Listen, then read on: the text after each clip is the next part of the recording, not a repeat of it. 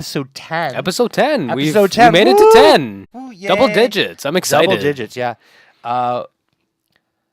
We have a bunch of fun stuff to be talking about Yeah, today. we do. Oh, there I am. Hi, I see myself on the monitor. Awesome. All right, so we're live now with episode 10 of the Flashback. Yeah. I'm Richard. This is my co-host. Hello? And we're going to talk to you today about the Harry Teach Challenge Series. Yeah. Recap of yesterday's fantastic standard event. Standard was a lot of fun yesterday. We're also going to be talking about the final challenge. And Richard, you said you had a new format for us today. Oh, yeah. Okay. It's pretty sweet. I'm excited for that. Yeah. All right. So let's get started. Well, first of all, word from our sponsors, I guess. Our sponsor. I mean, we are sponsored. we are sponsoring ourselves. Yeah. We're sponsoring ourselves. So we're, of course, can't do this without, obviously, your support and, of course, the store support, Harry course. Tarantula, located at 3456 Yonge Street in Toronto. Drop them by for some Magic, Pokemon. We've got events almost every day. We've got Warhammer. We've got Pokemon. We've got Magic the Gathering, obviously. We had a massive Vanguard tournament We today. did have a massive We had something like we had seven, like we had 24 players. 27 players, I Was think. it 27? Oh, Yeah. wow. Okay. And so something like 16 teams for or something? It was Vanguard in crazy. the city, that's a really big number. Yeah. And, shout out to our coworker Ben and Calvin, who worked really hard to bring this event to the city. I heard nothing but praise today from them. It was amazing. And plus we had, standard, we had draft today, we had a full house. Yeah, literally every seat was taken. Yeah, like literally everything. We had 4 players playing Warhammer today, which is a lot of models in the store. We had a on the fly draft fired. Yeah. We had an insane amount of we had an insane turnout for Standard Showdown too. Yeah, it was so busy today, and it was awesome. And I think it just goes to show how much people love this Standard right now. Yes, Yeah, I agree with that. And speaking of Standard, so we're gonna go through yesterday's HTCS event was our Standard event, and it was so. If you've watched the last couple weeks, you know that we've been talking about what we think Standard's going to be, and we've said multiple times that Golgari and Boros are probably the two of the best decks in the format. Yeah. I have definitely changed my tune when it comes to that. I mean, I definitely say that Golgari is the best in the format. I'll agree with you there. There was a Boros Angels deck in the top 8, Mm-hmm. which, by the way, if you're planning on playing Boros Angels, be prepared. It is actually the most expensive deck in the format. It's an insanely expensive deck. Yeah, But I think part of it is just the angel tax. Like if there's a nice angel in Standard, it's always going to be a little bit more because everyone wants it for every format. Yeah, absolutely. We're actually going to talk about Boros Angels first, too, because that is the first person who is up, which is not that way. It is... Yeah, there we go. It's this way. All right. So our first player was playing Boros Angels. His name is Jason Levitt. Shout out to the Levitt clan. The Levitt clan, him and his 2 boys. They were both playing, yeah. They were both playing, both frequent the store quite regularly, Mm-hmm. play cross-format, standard and draft. So Standard draft. I feel very sorry for little Mitchell Levitt. Yeah, poor Mitchell. He didn't do super well, but he's still learning the game. He didn't do super well, but he is still learning the game. He had a lot of judge calls, and unfortunately, as the judge and tournament organizer of the event yesterday, there's a lot of feel bad when you're giving like a 9-year-old a penalty. So, I mean, but it's a learning experience. Yeah, and for the most part, I saw a lot of players just like explaining things to him, helping him with plays, and despite it being a competitive event, they also understood he's learning. This is an environment where people want to get better. Yeah. So we were talking about Angel Tax just a brief moment ago. There's also the history of Benalia Tax. That card is... I hate that card. I love that card so much. When I first saw it, I was like, no way, this is a $20 card. And then you start playing with it, and you're like, this is just a Planeswalker that only dies to enchantment removal, essentially. Yeah, and it gets rid of itself in 3 turns. You're gonna always play multiples of it. You want 4 of in your deck, in my opinion. So just a quick overview. So he's playing Shalai, Resplendent Angel as a 4 That of. is the pricey one. That is the pricey one, along with Lyra Dongbringer, also as a 4 of. This deck is just basically punch you in the face every turn. Punch you with the face with strong, powerful women. Yeah, exactly. And then you have Aurelia. Aurelia. So Oh my okay, God. so you trigger Aurelia. If your angel has mentor as well, then or no, I think Aurelia has mentor. She has mentor. Yeah, she has And mentor. The fact that she can pump herself and start mentoring dudes for oh my God, it's crazy. So I saw Aurelia basically pump the Resplendent Angel. When that thing starts getting bigger and bigger, it's scary because then you can start pumping it and it becomes even more of a game-ending threat. Yeah, it's one of Jason's plays was he mentored the Resplendent Angel, attacked with both of them, and activated Resplendent Angel. Dealt like 7 points of damage, plus Aurelia's 4 points. Gained a bunch of life. End of turn. There's another angel that is a huge threat that can be mentored. Because she also just makes 4/4s. Yeah. Because, like, sure, we have a very efficient flying creature that can pump herself. Yeah, let's just also make her a token generator, too. Why not? Yeah, it was a really good play. And watching Jason's game during the day was fantastic. And congratulations to him on the top 8. That's also his first top 8. Yeah, congrats, Jason. So next on our list Is not the script. Not the script. is Evan.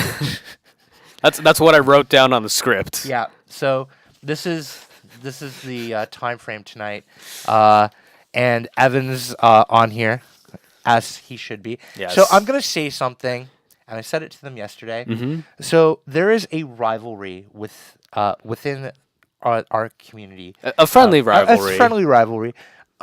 Evan and Les. Yeah. So they were in top seed positions at the end of Swiss, and I was like, all right, cool. Really hope they play it out, and they ID'd, which is in the top. If you're in position at top 8, it's probably one of the safest moves. It is. It was a clean cut, and doing that was like really good for them.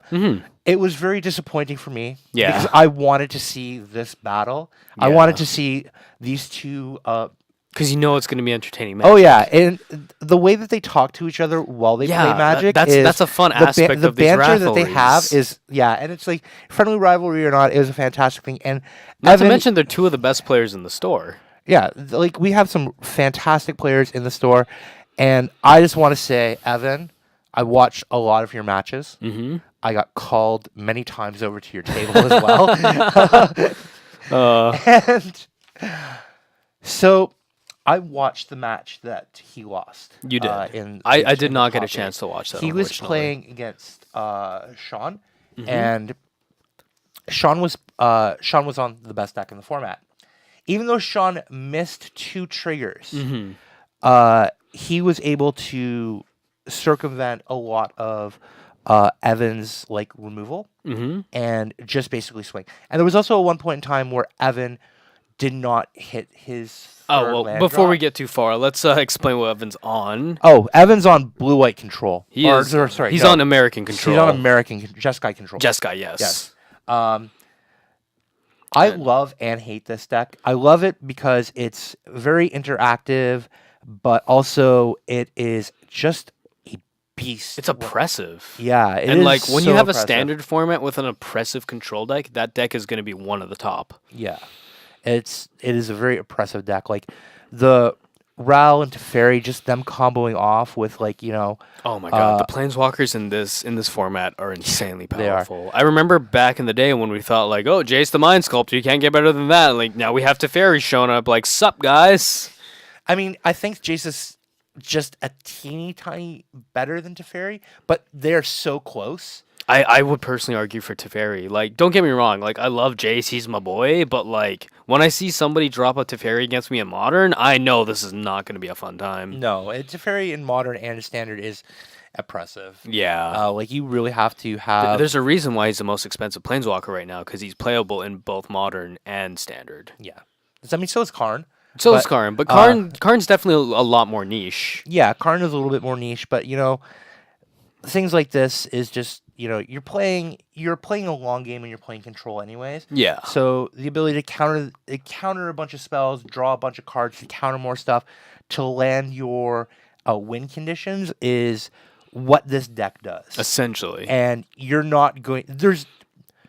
You can keep a bad hand in control and still win the game as long as you meet your curve. Yeah, as long as you can counter and destroy the right things at the right time, you can still keep a bad hand. As long as you have as long as you can make your land drops. I feel. There was a game today actually where someone syncopated for 7. And I was walking by at the time and he had like 15 lands out and he's like, yeah, 7.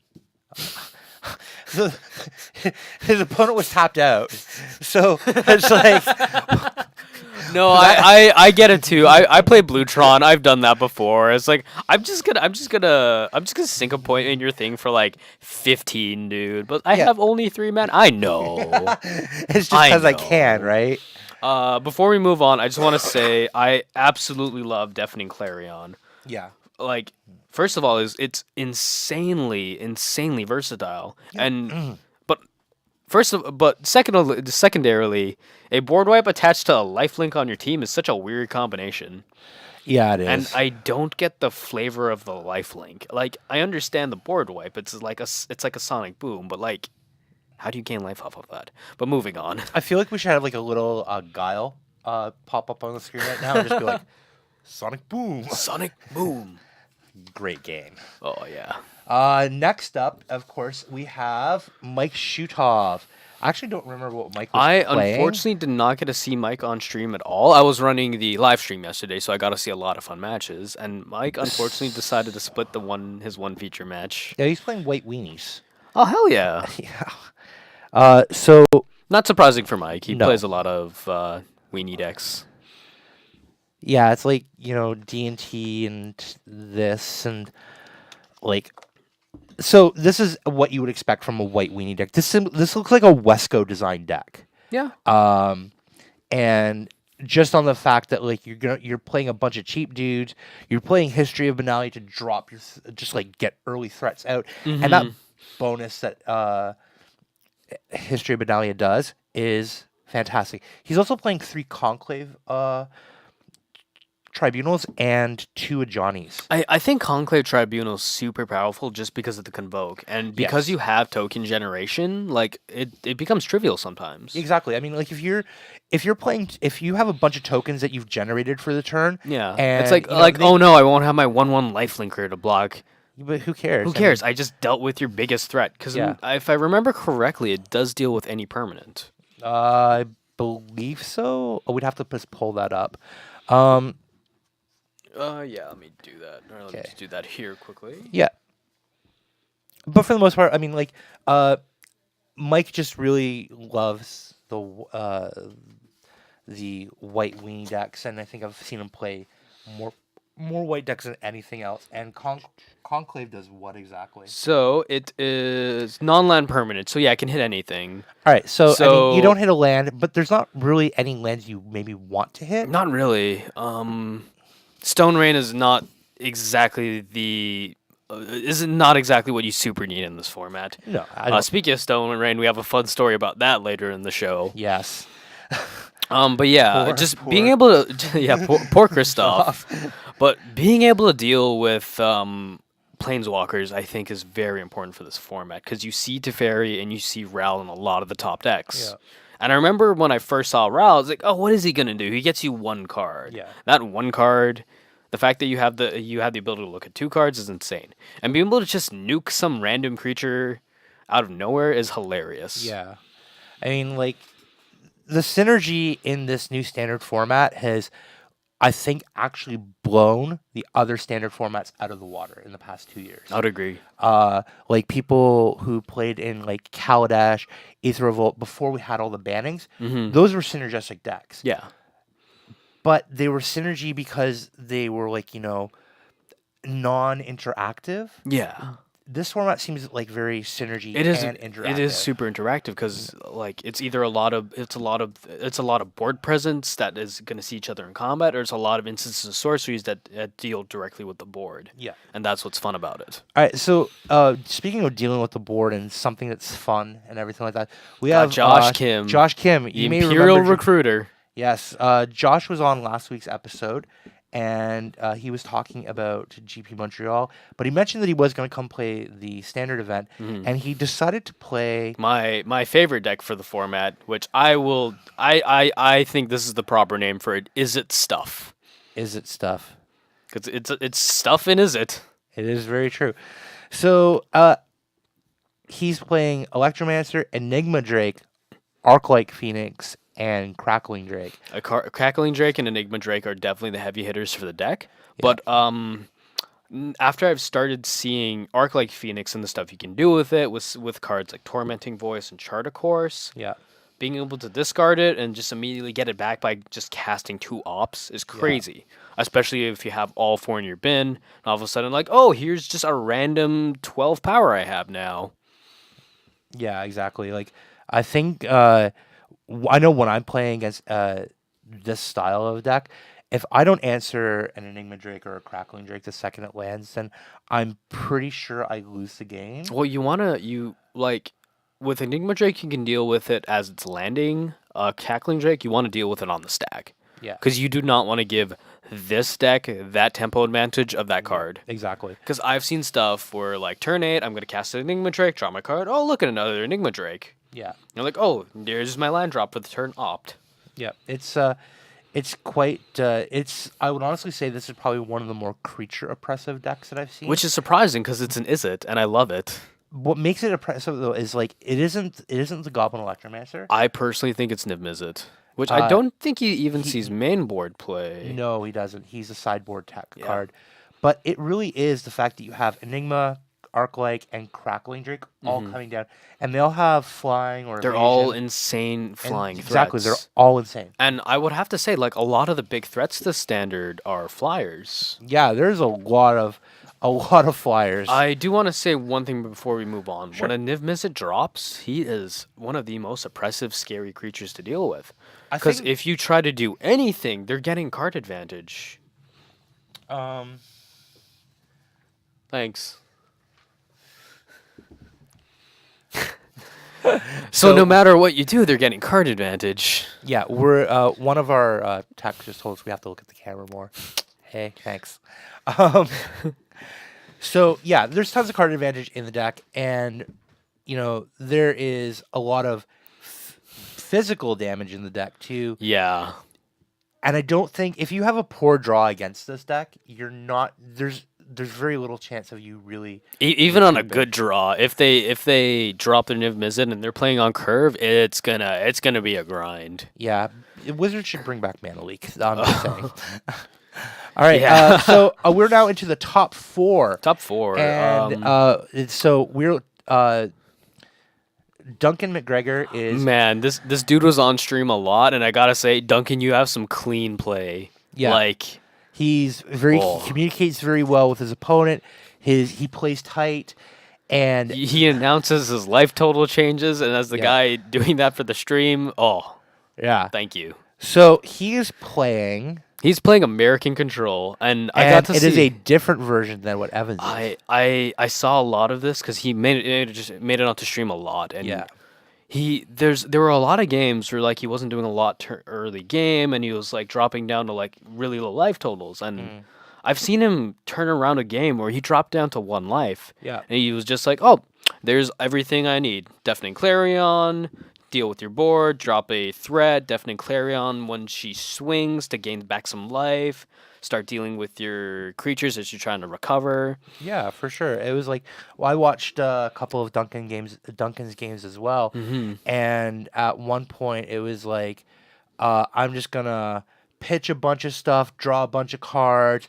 Oh, look, here's a Star of Extinction. Wipe your board, land my Teferi, and just start ticking up. And it was disgusting. And what I have to say about this deck, despite all of the praise I've been giving the Planeswalkers like Teferi and Ral, whenever I see a Niv-Mizzet drop on the field, especially in a control deck, the fact that he just deals damage anytime you draw a card as well. And you draw so many cards. Yeah, between Niv-Mizzet's advantage himself, explosion, just your regular draws per turn, like you're dealing a lot of damage. Yep.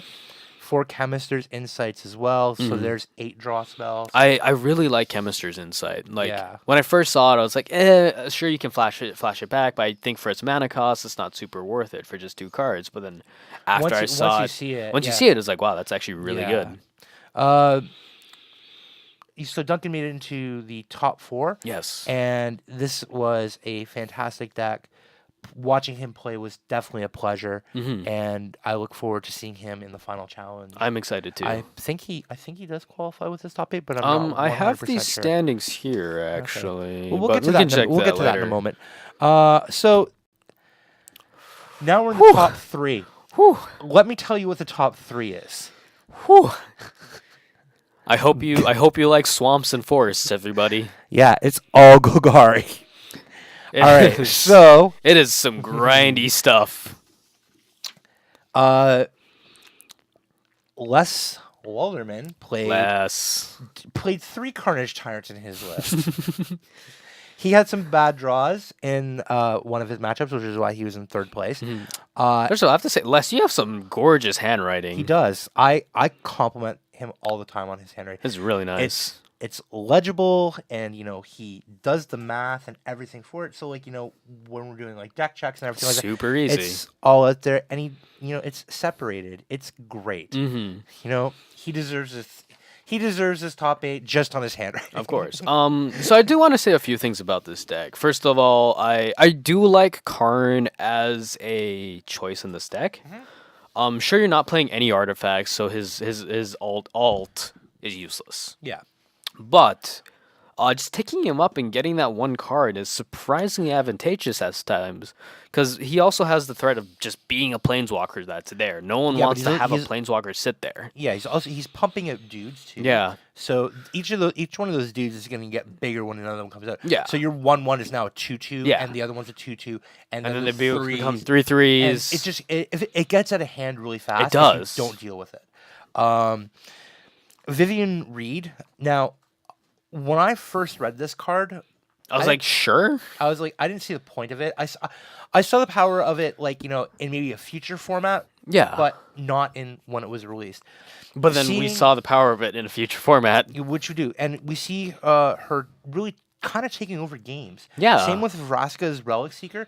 That thing is I'm just going to make it 2/2 menace. I'm just going to keep making pirates, and they're going to get in there. And you have to block with 2 creatures to block that thing because it has menace. It's crazy. So you're really you're trying to land these things, and you have a bunch of explore triggers, and you have where is it here?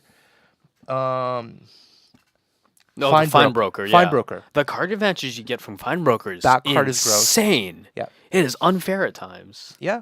Definitely. And I find this interesting. He's a little bit light on the... Well, not really light, but he's only running 1 Assassin's Trophy and one cast down. Well, that's the thing. And he's sort of banking on Vraska's Contempt for his removal. Yeah, you want to bank more on Vraska's Contempt because you want the life gain is very relevant. The life gain and removing the Planeswalkers. Yeah, once again, it comes to Planeswalkers being insane in this format, I feel. Fine Finality is also good as well. Cast Down is one of. Assassin Trophy is one of. And that's actually a theme in the Golgari decks. They're either running 1 or 2. They're not pushing it past that. Here's the thing. Sometimes that's all you need because you can get your stuff back with your Golgari Fine Brokers and Fine Finality. I think... Yeah. Yeah. And that's what these decks mechanically want to do. They want to just punish you for... making plays and reward themselves for making plays. Yeah, so it's a greedy deck and it's a fun deck to play. And it rewards its greed is the thing. Yeah, exactly. It rewards its own greed, and the mirror match is a grind. It was a grind, but it was an entertaining grind. So that also brings us to our second and first place. Sean. Now, Sean was also playing Golgari. Again, one Assassin's Trophy, one cast down. And apologies, but I don't think either of us can pronounce your last name. Yes, unfortunately. Which I have no excuse. I'm gonna try this. Sean Dewali. I think got him. We apologize, Sean, for we apologize. So, if you look at these lists, they're all slightly tweaked, and they're just they're tweaked in their. It's always a personal touch. I feel. Yeah, it's definitely their personal touch tweaks. They are not like a thing, but literally they are playing almost the identical sideboards, with the exception of Les, who decided to include Phyrexian scriptures in his sideboard. I don't even remember what that does. So I'm going to try and remember what it does, which I won't do. So we'll just pull it up there. I'll pull it up right now. And so if my mom's watching, hi mom. Hi mom. So Phyrexian scriptures. I'm not sure. I don't remember what the first one was. The second ability is like destroy all creatures. Yes, I got it right here. So it's a saga. So its first tick up is put a 1/1 counter on up to one target creature. Then that creature becomes an artifact in addition to its other types. Oh, some Karn interaction. Some Karn interaction, but that's the Phyrexian thing. Phyrexians are like really they're super into artifacts. Yeah. Shout out to my boy Yawgmoth. I mean, it's from Dominaria, so it makes sense. Yeah. So. Second one is destroy all non-artifact creatures, which is very nice considering that it protects your own dude. Yeah, turn my Karn Shiner into an artifact, blow up all non-artifacts. And the third tick up, I feel like Les knew what was up. It's exile all cards from all opponents' graveyards. Yeah. And considering that we have 3 Golgari lists in the top 8, it was definitely a meta call in my opinion. Oh, for sure. And I think it was a really smart meta call because he was in the top 8. 100%. Now, he didn't make it all the way through to the finals, but a good win is a good win no matter what. And I love the fact that Phyrexian Scriptures is in this. Yeah. It's so tag. It definitely is. All right, so moving up on to Sean's deck. Sean's list again. Again, all these decks are exactly the same. Granted, like some of the numbers are tweaked, but very similar. I don't think Sean is actually running Karn. I believe that was just Les. Yes, that seems like something Les would do because Les is very greedy and wants to draw cards. Oh, 100%. So you are playing like tons of card advantage, and even this is card advantage, removal advantage. You're just kind of going all through. Essentially, yeah. Yeah, like Golgari is. You can change certain elements to each deck. They'll all perform within their own elements. They're all going to get those explore triggers and everything going on. You're going to get your explore triggers. You're going to be able to get your card advantage off of your Golgari Fine Brokers because chances are you've casted some creatures. And chances are some of your dudes have died because there's a lot of good removal in this format. Oh, for sure. Like the removal is pretty good actually at the moment. Same thing with mana bases. The mana bases are insane. We have check lands and shock lands. The only thing that can make this format any more nuts is if they just decided, to just shove fetch lands into the next Ravnica set for no reason. I don't think they'll make that mistake again. Dude, imagine if we got like fetch lands in standard along with shocks. That would be the most fun ever. Well, Zendikar and the first part of Innistrad? No. First part Innistrad had... No, actually, no, I'm wrong. They didn't even touch each other in standard. They didn't. I don't think they'll just make that mistake. No, the only time we had fetchable duels and fetches in the same format was with Battle for Zendikar. Yeah, and those are bad. They were bad duels. They were not good duels. But yeah, moving. But that's kind of Wizards' policy, isn't it? Yeah, give us some good, some bad. Some good and some like Yeah. You'd rather be playing Modern right now. So I want to talk about the finals match specifically. Oh, that was one of the most entertaining. That was very entertaining. So Sean is very verbal and communicates very openly when he's playing a game.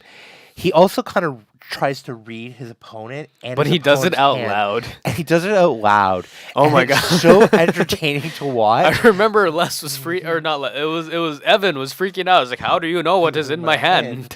It's like, all right, cool, and just how Sean does it, He's such a joy to watch. he is a joy to watch. He plays a good mental game, and he plays does. a good game. He- And watching him and Logan play each other was a very fun game to watch. It was. Logan won with his Golgari deck, and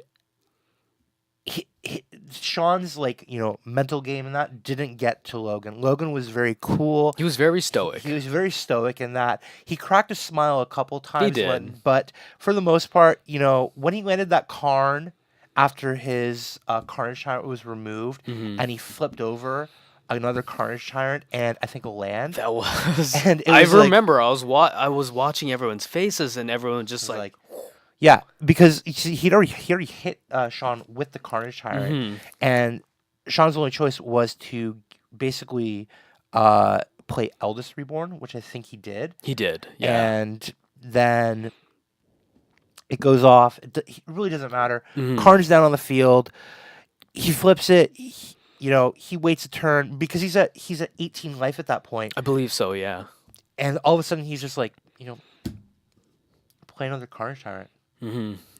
Hit you, and you're dead. And there's just two big stupid dinosaurs. Yeah, and the Carnage Tyrant helps cast the other Carnage Tyrant. Yeah, it was actually just kind of gross. We were joking last night about just Logan was completely lucky and he just drew unlimited Carnage Tyrants, and he did. If you go back and you watch the recap on Twitch here, you can see where it's just like Carnage Tyrant go. Sean untaps, plays. I think he played a Chupacabra. I think it was a Ravenous Chupacabra because it killed something. Because there's something else. Yeah, there was something else on the thing. I think it was an elf or something. Probably. Oh, that's right. It might have been a Fine Broker or a Fine Broker. Yeah, it was a Fine Broker and a. It was a small dude, and it's like cool.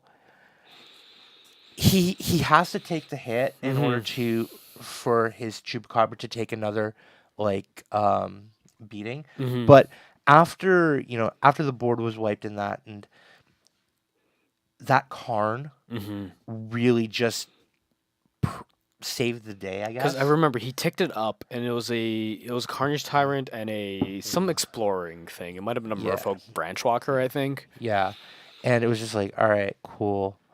I'm just gonna take that. I'm just gonna take that Carnage Tyrant. Yeah. Oh, it was a land. That's what it was. A woodland cemetery. Yes, that's what it was. Yeah. And he just played it, and it was like, all right, cool. This game is so, because I was sitting beside Sean, I saw his hand, and it was Eldest Reborn, land, and when he drew the fourth land after seeing Logan play the Carnage from the Karn, I heard it because I was right beside him, but there was that, yeah.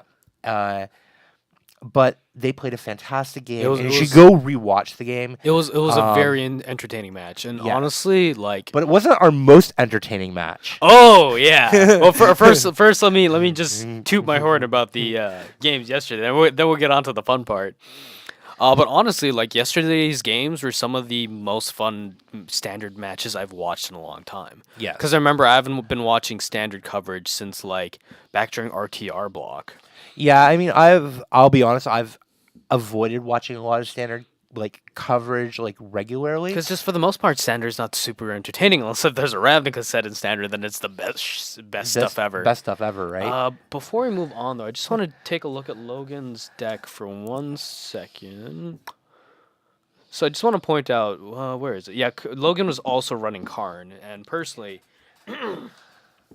I think that was a choice for Golgari decks. Karn is just that little bit of extra card advantage you need to push it over the edge, in my opinion. Green doesn't have card draw. It doesn't. If If it does, it's usually attached to a dude. Yeah. Or is harmonized for some reason. Yeah. So when you can draw a card in a green or even a green-black shell, Or even, yeah, just... like, and you're not color committed to Karn either. You're not. So it is literally 4 mana, draw cards. Yeah.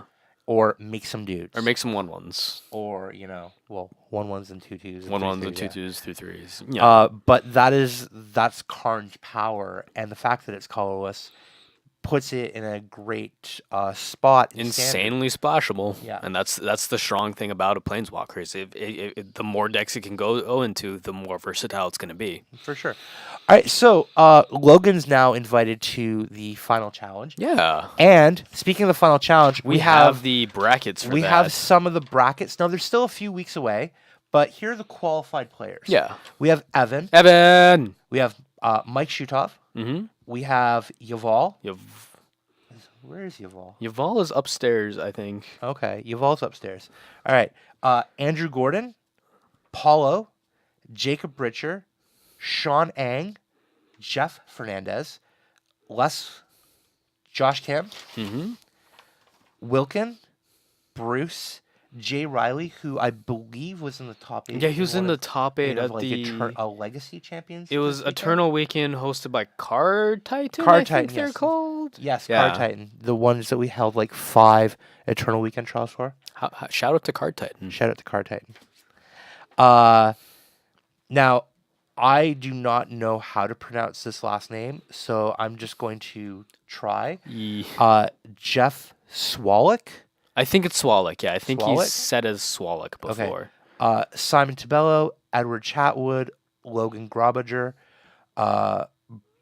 Brian B, Justin Leung, Gabe Sang, Sean Wan, Pat Wong, Lam Fan, and Lyle Waldman. Mm-hmm. Now, we still have 6 more events. Yeah, so there is a chance for more people to qualify. Yes, so and this doesn't include this past weekend, yesterday's event.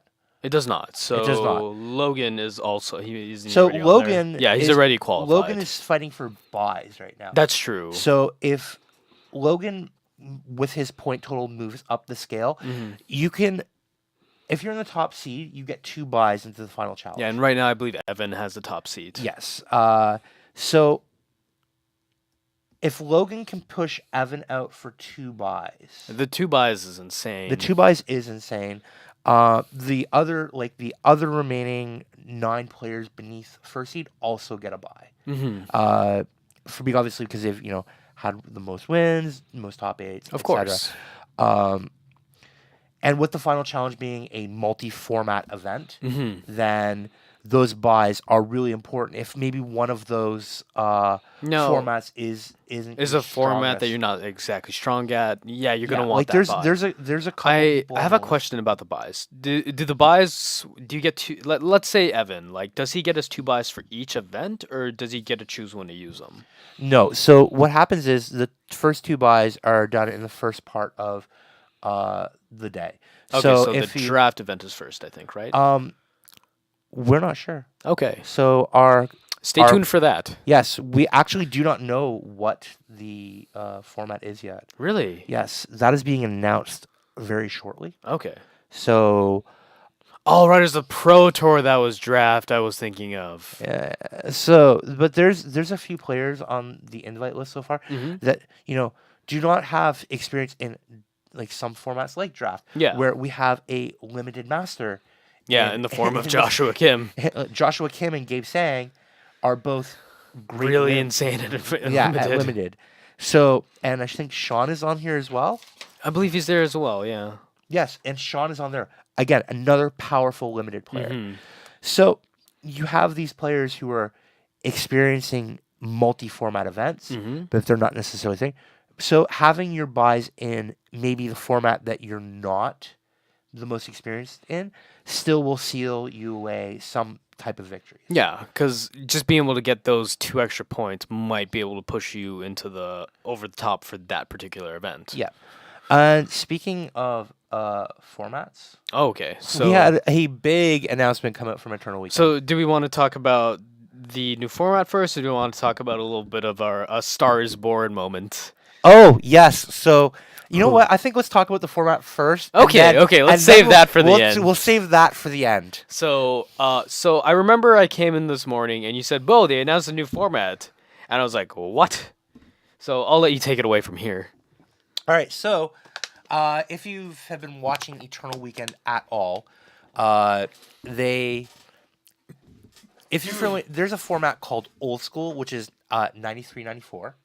And basically what it is a bunch of old formats and Power 9. Well, 93, 94 is specifically just Alpha Beta Unlimited stuff. Yeah, exactly. And I think the Dark and Arabian Nights, I'm not super well versed on that. Yeah, it's another version of Vintage, basically, essentially. But it's not Vintage. Because it's only old school stuff. Yeah, so sure, you have your Mox Opals and your Black Lotuses, but the best thing you're casting is a Sierra Angel. Yeah, I mean, don't get me wrong, Sarah Angel still will beat your face in. Like 4/4 Vigilance, that's nuts. Yeah, 4/4. Yeah, 4/4. Okay, I thought you said 4/5, but that's not important. Oh, imagine if she's a 4/5, dude. She's a 4/5. I'm sure, like, it would be worse. Because then most things you can't like bolt kill it. You'd have to like double bolt it. No, the only thing that would kill it in that format is Shivan Dragon. Oh my god! Because it's a 5/5, and then it has fire breathing. Oh my god! So yeah, so middle school format is what it's called, and it takes place between 1995, so Ice Age, and 2002. Okay.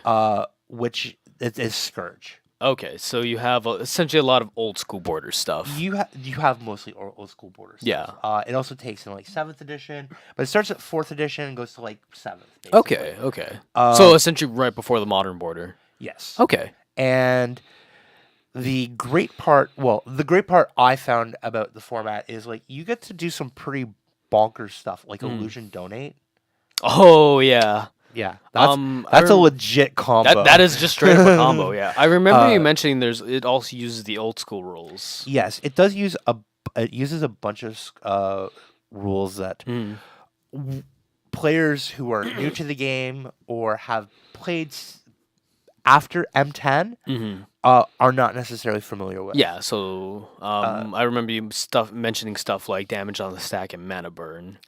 Damage on the stack and mana burn are two of the best things Magic ever had. Damage on the stack is you can do some entertaining stuff with that, but why don't you go ahead and list off some of the original rule changes, or some of the original rules we're going back to even? Well, it's not really... So, the biggest change is that in Judgment, there's a bunch of wishes. Yeah. Okay? So, in M10, there was a rule. Oh my god, Urzatron's going to be bad in that format. Oh, sorry, continue. Urzatron? Yeah, no, it'll be good. It'll just have bad creatures. Yeah, well, well here's the thing, you deal with mana burn. But anyways, I digress too much. Go on. Yeah. So these cards worked in a very weird way. Yeah. Because they dealt with things like outside of the game. Back in wait, does that mean it's not using the modern rules for sideboard wishing? So now, I didn't read the specifics on it because I didn't have time today. I was so busy with... Yeah, we had a packed house today. Yes, there was a bunch of stuff going on, and I'll be honest, I am quite just like, exhausted. My brain capacity is low at the moment. But the changes are like, how do I explain this? Wishes are to be used exactly how they're intended to be used. So, rules is written. Yes. This is going to be entertaining. Exactly. It is rules. It's like rules as written. These are what's going to happen. And that makes those wishes far more degenerate than 100%. You would realize. But it also means that there's a bunch of stuff as well that's banned. Vampiric Tutor is banned. Fair. Okay, so Vampiric Tutor is one of those cards where when it was legal, it was played as a 4 of. Because why not? Because why not? Because right? it's a 1 mana, get anything for your deck, and it's like, oh no, I'm losing 2 life. Yeah, exactly. And you know what? So what if you know what the top card of my library is? I don't care. Mm-hmm. Okay, and we can do it at the end of your turn. Because it's an instant, because that's a reasonable thing for that card to And be. be like, okay, cool. I reveal the fact that I'm getting my kill condition. I'm going to draw my kill condition and kill you. I don't think you even reveal it, dude. Do you It's not reveal it? It's a black tutor. Oh, yeah, it's a black tutor. You don't have to reveal it. So, either way, you're dead. Yeah, And, 100%. Because it's like, oh, I'm losing 2 life. Oh, and here's just a Triskelion or something. Yeah. Because damage is on the stack. Yeah, Which so... makes Triskelion insane. And, if you can pump 7 mana into Crescelion by playing Tron lands, you're fine. That's true. So you might not necessarily work with Mana Burn, Wait, but Mana Flare will work against you. Does Triskelion have the ability to pump himself? Yeah. I did not remember that. I'm not going to lie. Triskelion was definitely way I'm before my area. I am almost 90% positive that Crescelion has an ability to pump itself. We have the internet. We do. Triskelion MTG. And of course it's showing the M11 version. No, it does not. You can it's only the removal of the counters. Okay. So it's not a better Walking Ballista. Oh god, no. Walking Ballista is strictly better. Imagine Walking Ballista was around when damage was on the stack. But the fun part of damage being on the stack means that your 4 for Triskelion can trade with like upwards of a 5/5. Well, yeah. Yeah. I mean, you can Or like go a up as high- 6/6, yeah. You can go as high as 8, really. Yeah. So, No, 7, because you can only remove 3 counters, because it's a baseline 1/1. Oh, okay. Yeah. Yes. So, regardless of how we want to describe this, damage on the stack is going to be here in this format. Yeah. And I played when damage was on the stack. I know what this does. Mm-hmm. Players who have never experienced this. Yeah, so damage on the stack means, so let's say if I have my 4 for Triskelion, Rich has a 7/7, Gristlebrand, sure. A Crawworm. Sure, a Crawworm. Which is a 7/6. Sure. And I attack him with I set with my 4 for Triskelion, and he blocks with his Crawworm. Yeah, so... With damage on the stack, I can assign the 4 damage to his Crawworm. And then remove 2 counters and assign those as well. Yeah. So, and then there's ways, of course, so cards like Giant Growth is a very real thing. So, how does Giant Growth work with damage on the stack? Well, okay, so I keep forgetting the name. Mog Fanatic. Okay. All right, let's use an example of Mog Fanatic. Sure. So if you are attacking me with a 2/2 and I block with Mog Fanatic, which is a 1/1, we're gonna deal damage. Yes. Okay. Now, before damage resolves, before it's finished resolving in that, you're going to pop the Mog Fanatic, deal 1 point of damage hit. It already has a point of damage from the Mog Fanatic's just 1 power. Yeah. It's gonna die. Yeah. So because it deals 1 from its baseline toughness and 1 for being a Mog Fanatic, and it can blow up you can itself. sack it, right? So cards like right now damage doesn't use a stack. Damage just happens. It just happens. It's and a thing. You're in this thing. You're gonna see plays where it's all right, before or after damage has been dealt. So after damage is assigned. So let's go back to the Mog Fanatic thing. Damage has been assigned. So you can pop your Mog Fanatic for the 2nd point of damage, you Giant Growth it. Does that just swell the initial 1 to 4? So you're going to that swell to 4 is going to happen first before the sack. Pop happens. Before the pop happens. So you could because of how the layering works. Because your Giant Growth is going to go off, and then it gets assigned down there. Oh, that's super cool. And you just discovered... We should go back to that.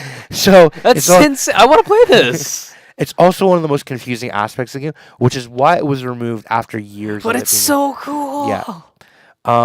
It brings a lot of nostalgia back to me, cards like the Rack and Ivory Tower and Illusion and Donate are just gonna get ultimately better. You're gonna see Chromoxes and everything just happen. Oh yeah, because these decks will Oh wow, there's gonna be a lot of illegal cards from other formats legal in this. Yes. So if you look at a couple of all the anti cards are. Can I play Yogg, Will? No. Aw. I that was actually the first thing I looked for. So you can't play Force of Will. Okay, fair enough. Which is, that's understandable. I mean, who needs a fair counterspell in a degenerate format? Yeah, who needs that? All right. You can't play Balance, which makes sense. I don't even know what that card is. So, do you know what Zern Orb does? I think so. It's the 0 mana sack a land, you gain a life. Yes. Okay. So, you have a bunch of stuff on the field and stuff. Sure. Like that, but it's mostly land. Yeah. Then you're like, all right, cool. My opponent has, like, let's say 2 creatures that could potentially kill me. Mm-hmm. So you play Balance, which you have to discard. Oh, Balance is what you said. Have to discard I thought you said Ballads. No, Balance. Balance, yeah. Okay, Yeah. I know what Balance is. Yeah. Okay. So you sack everything to Zern Orb, gain a bunch of life. They have no lands. You have a bunch of stuff, and you just go off. You did, yeah. Yeah, and that's Balance is not a balance card. No. There's a deck designed by Adrian Sullivan from 1997. Yeah. Which we now call Death and Taxes. Oh. But this was the original Death and Taxes. Okay. And it works. Was it still mono white and black? It was mono white. It was black and white, yeah. Yeah. And I don't know why you said mono white and black. Yeah. But so basically what it did is it kind of works how ad nauseum decks work. Okay. You kill yourself a bunch, you draw a bunch of cards, and then you slaughter your just opponent. Kill them. You just kill them. Just have insane card advantage, yeah. The card that did it was Demonic Consultation, and it was I don't even remember what that one It's does. a 1-drop. Yeah. Reveal cards off the top of your library until you find a named Oh, card. you name it, and then yeah, you just... and oh, you exile. So that's God. that's banned in the format, too. Understandable. Like, so this format... Because that's also just a mill engine, right? Yeah, exactly. You can empty your own deck with that. That's crazy. So this format has a lot of powerful spells that they've just outright banned. What else is banned? All the anti-cards that Fair were enough. available. Understandable. What else? Jeweled Crown. Okay. There's a bunch of stuff. Yeah. Actually, their ban list is huge. Okay, well, we can check that out later. Yeah, we'll pop Probably that in the ban list. probably in like the next flashback, we can make a larger segment for this. Yeah. So I'm really excited to try this format. I picked up. I It picked sounds up the rack, entertaining. and I picked up Ivory Towers today. Okay. Because I know exactly what I want to play in this format. I kind of want to build the Rebels deck. Or no. Yeah, You- Rebels, I think it is. I just want to build something that'll gain me a bunch of life and force my opponent into submission. So that's old school Magic to me. Fair. But anyways, so next week we have Legacy, Yes. and then we have back-to-back SCG IQs. Which is going to be a lot of fun because it's back-to-back Modern, I think. It is back-to-back Modern, which is going to be so hype. It is. I can't wait for like the second week when people start like preemptively sideboarding it against each other, and then like people like next level by sideboarding against their sideboard. Oh, it's gonna be so much fun. It's also, that's 1, 2, 3, 4, 5 events before we are done the 2018 season of the Challenge Series. And, at the start of it, I was like, go, go, go, go, go. Now we're winding down. And people are fighting for points. We're seeing like the players coming out and be like, I want to be part of this event. I want to come play. I just want to be there, and I want that trophy. It's a really nice trophy. It is a really nice trophy. Not to mention you get that your name up in the plaque. Plus, you get the plaque and everything. I think that's I think that's one of the most important things. So the trophy that's at home. Sure, you can like show it off. Yeah. But like showing up to the store and be like, hey, see that name? That's me. Yeah. All right, and with that, we're wait. No? A Star is Born. Oh yes. So Story time.